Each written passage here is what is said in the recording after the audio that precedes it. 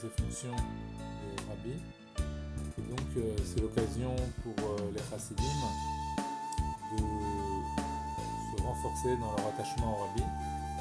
Alors, se renforcer dans l'attachement au rabbi, ça signifie essayer de trouver quelque chose dans la personnalité du rabbi, dans l'attitude du rabbi, dans les explications du rabbi,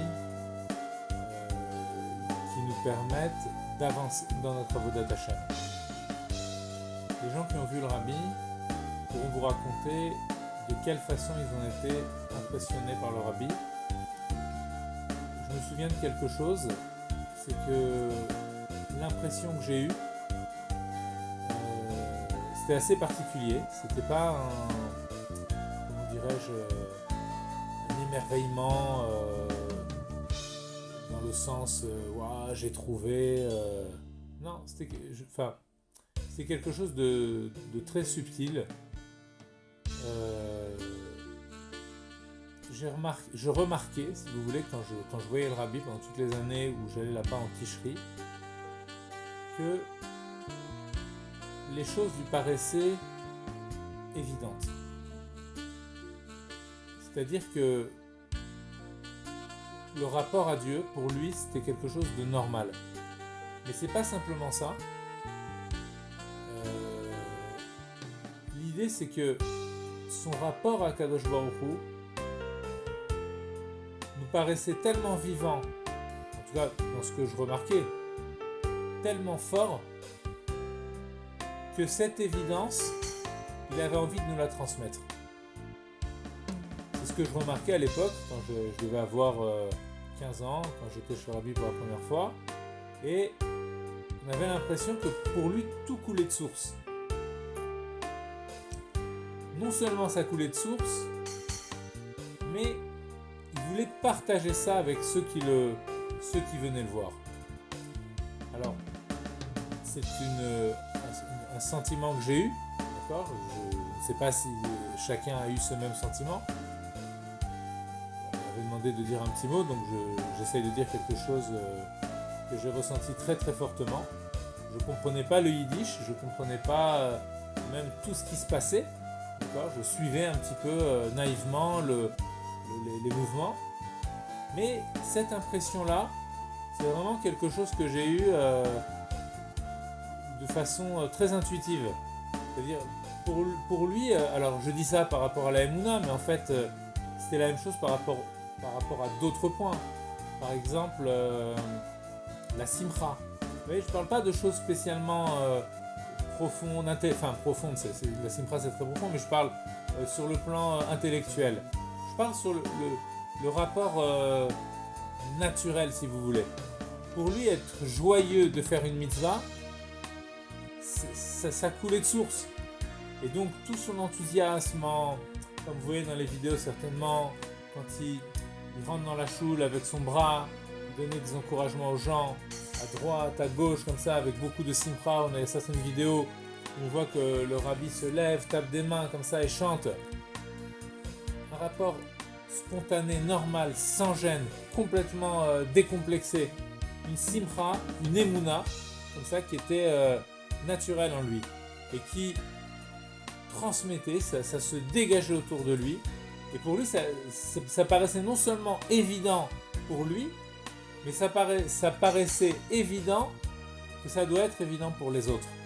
C'est pas toujours facile pour les autres. C'est une sensation que j'ai eue et peut-être qu'à partir de cette sensation, eh bien, on peut commencer à expliquer chacun par rapport à ce qu'il a vécu. Je vous dis moi par rapport à ce que j'ai vécu. Parfois, expliquer une sensation, il faut beaucoup de temps, beaucoup d'études ensuite pour essayer de comprendre ce qui se jouait dans cette sensation. Alors, je pourrais me dire, voilà, c'est simplement une sensation personnelle et on peut toujours remettre en question une sensation personnelle qu'on a eue et se dire que ça travaille dans notre imaginaire. Bon, simplement, il y a des faits qui attestent cette chose-là. Il y a une histoire qui était sortie à l'époque, je ne sais pas si elle a été réécrite depuis, mais c'était une histoire qui nous avait, à tous, qui nous avait vraiment impressionné. On raconte qu'il y a un groupe d'individus des scientifiques qui étaient rentrés chez le rabbi et qui avaient discuté avec lui. Et en sortant, les Bachurim avaient demandé à ce groupe-là de raconter un petit peu ce qui s'était passé dans le bureau du rabbi, de savoir de quoi ils avaient parlé. Et une des personnes qui était là a dit avec le rabbi en fait on peut parler de tout, il a des connaissances extrêmement profondes et précises dans énormément de domaines. Mais il y a une chose sur laquelle on ne peut pas discuter, c'est l'existence de Dieu.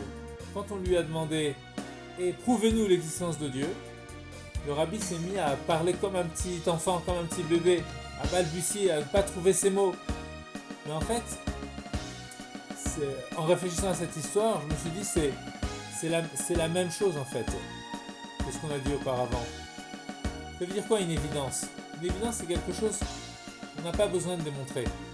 Par exemple, si je vous dis vous n'existez pas, vous allez me prendre pour un fou. Pourquoi? Parce que vous sentez bien que vous existez, c'est l'évidence même. Et pour le rabbi, le rapport à Dieu, c'est la même chose. Il n'a pas besoin de démontrer l'existence parce que ça fait partie de... C'est normal. Si j'existe, c'est qu'il y a un Dieu qui existe. Ça ne peut pas être autrement. C'est même pas une démonstration. Donc, qu'est-ce qui se passe? Il balbutie parce que c'est quoi? Tu es en train de remettre en question le fait que là, je suis devant toi en train de parler. C'est le même ordre d'évidence. Et donc voilà, c'est cette petite chose-là, comme ça, cette Emunah Pshuta, cette simcha en Hachem par rapport aux mitzvot qui se dégageait de façon très très forte quand on voyait le rabbi. Je vais transmettre ce message-là, cette idée-là,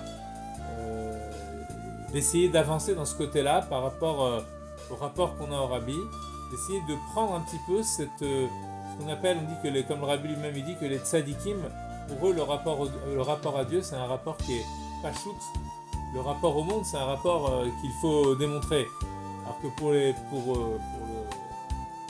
commun des mortels, j'allais dire, c'est le rapport au monde qui est évident, alors que le rapport à Dieu, on a besoin de le montrer et de le démontrer. Eh bien, voilà, pour le rabbi c'est l'inverse, et donc peut-être essayer de s'inspirer un petit peu de cette chose-là, et avoir un rapport à Dieu qui soit plus pachout et qui permette donc d'accomplir les mitzvot avec une véritable sincérité, une véritable émouna. C'est une forme de kashrut avec le rabbi. Voilà.